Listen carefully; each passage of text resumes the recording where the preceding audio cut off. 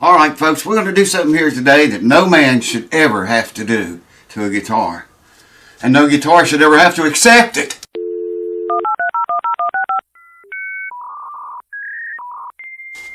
Welcome back folks, thank you for tuning in. I'm always grateful to you for that, whether it be on the bigger channel or the little one. If you're watching this on the big channel, there's a link down here to the new small channel, which is growing okay, I guess. If you're not signed on to the little channel, please go there, come here, or come there, whatever, and subscribe, man. Helps me a big deal. Anyway, we're working on this little D15 Martin guitar today. Let me catch you up to date here before we do this. The owner of this guitar told me that he'd tighten the truss rod up as tight as he felt comfortable going with it. And it still needed quite a bit more lesser relief, more back bow in it. So I tightened it up, loosened the strings, they was looser than that, and I tightened it up to where I don't feel comfortable with going anymore. Now I've already got videos on this, but I got to do this guitar this way, so I'm just going to bring you over here and explain to you how we're going to get lesser relief and more back bow into this neck. And we're going to use the truss rod as, we're going to use some other things. We're going to use the truss rod too. Here comes cue ball head. So watch out.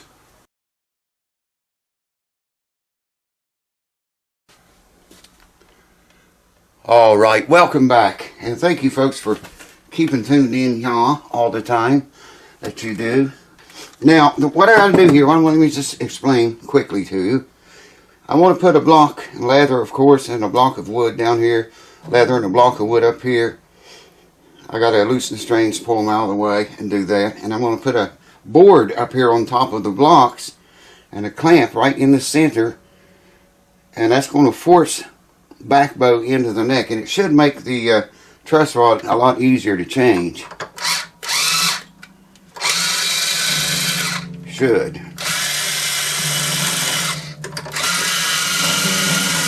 And I really want to stress that word, should. Like I say, I've got videos showing you how to do this. If you ever have to. If your truss rod ever gets so tight that you're not comfortable with turning it, you feel like it's going to break, do this. What I'm about to show you here.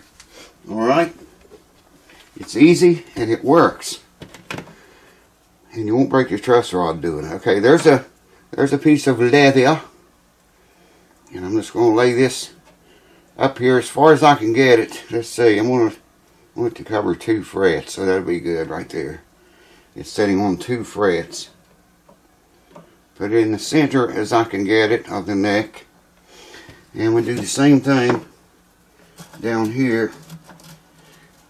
And let me get something here.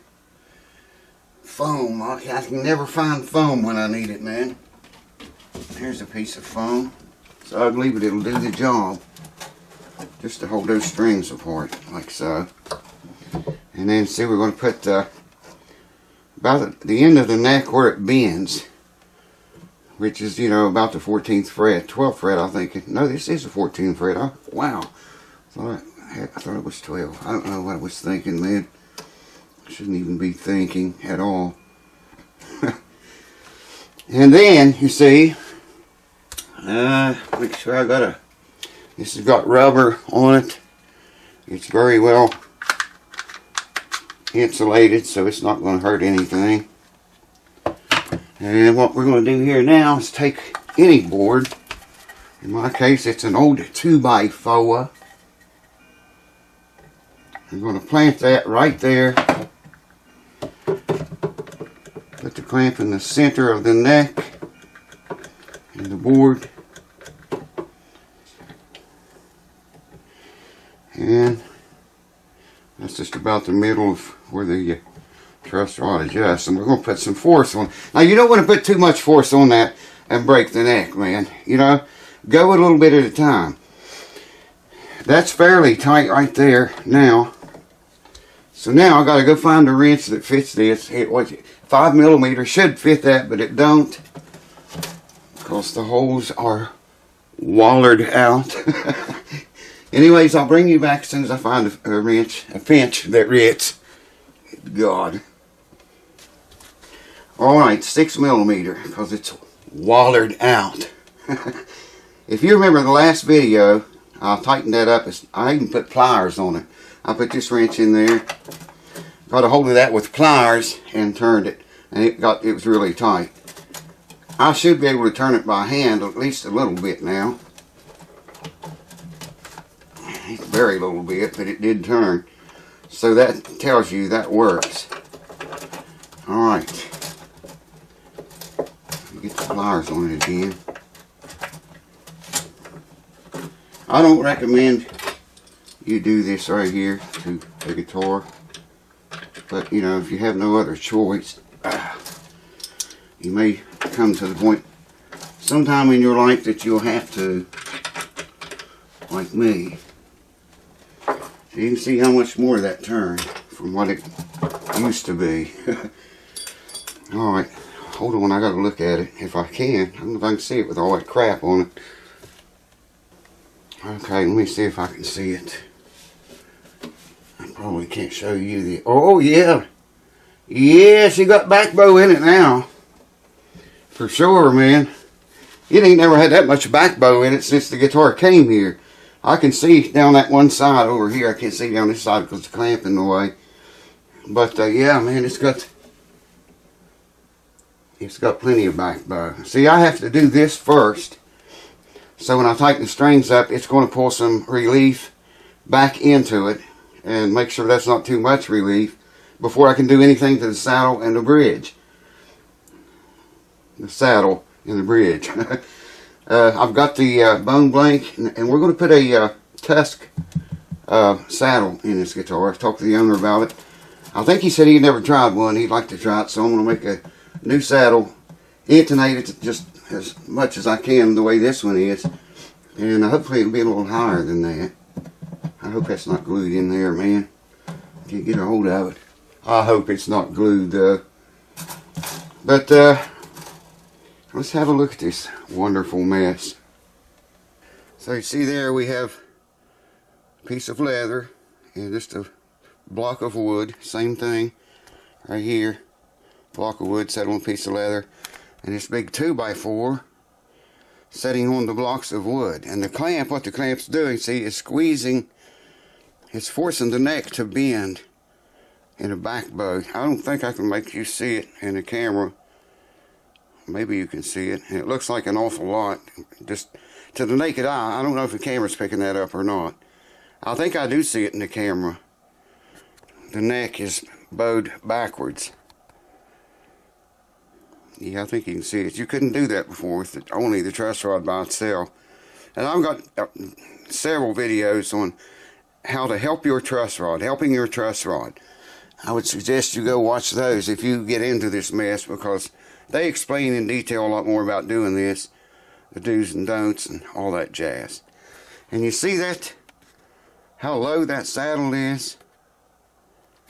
Hopefully, we're going to be able to put a higher saddle in there. Higher saddle makes more down pressure and makes the guitar sound better.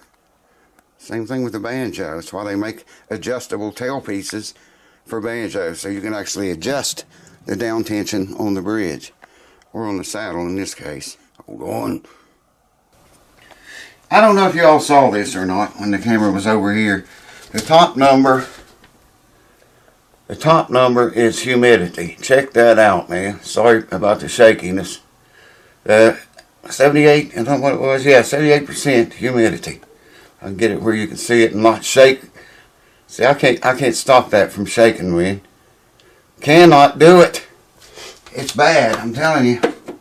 And I think getting worse. I'll show it to you under that light. It's really heavy up here on this end now. So there's what it looks like. And you can see how the clamp in the center of those two blocks is forcing back bow into that neck. Now I want to leave that. I have to leave it a couple of days at least. I'd like to leave it longer than that, but God, I've already had the guitar here for a month. And I am so sorry to all of you that have guitars here right now, man. It's just been impossible to get the time to work on them. I always have 4 or more projects going on at the same time. Right now I've got 4 going on right now. So, you know, that way if I get stuck on something like having to wait on this, I'll work on one of the other 3, you know, while I wait on this for 2 days, at least 2 days. And I'm just sorry, man. If you got a guitar here and it's been here that long, I'm sincerely sorry for it. It can't be helped. I don't have time to work on guitars the way I did before that she got sick. And, you know, she needs a lot of help with things now that she always did herself before. So, I guess I should be apologizing to everyone, you know, because the videos have been so much slower. And, of course, YouTube's killing the big channel. I'm really soon thinking about switching over to the little one. You know, this bigger channel will be the last one. My videos go up on Patreon, then go on the little channel, the new one, and this bigger one last. So, you know, you might want to move over there. There's a lot more videos being posted over there, a lot more activity than there are here on the bigger channel, oddly enough. I don't know, 55,000 subscribers, if, you know, 2/3 of them died or what happened, man, but the algorithm hates the bigger channel anymore. Anybody's enough talking, rambling about that. Thanks for watching. Stay tuned. I'm anxious to hear this guitar. Get it to play right. They're going to make a saddle, and a bridge for it. A bone saddle and a tusk. I'll get it in a minute, man. A bone nut and a tusk saddle. I'm going to make them both by hand. I may or may not show that. I've got so many videos, man, on the bigger channel, me doing just that. And, you know, if you want to learn how, I would say just look at those videos. Because I don't know if I'll show all this or not. The guy probably want this guitar back, and I can speed things up a lot if I do that off camera. That's probably what I'll do. Anyways, thanks for tuning in. I'll show you whatever I can on this guitar along the way, this series. And I appreciate you watching. Thank you. Click the thumbs up if you would, please. It helps the channel big time. And this bigger channel sure needs all the help it can get. Come to the little one, click the link, and I hope to see you there. Thanks. See you next time.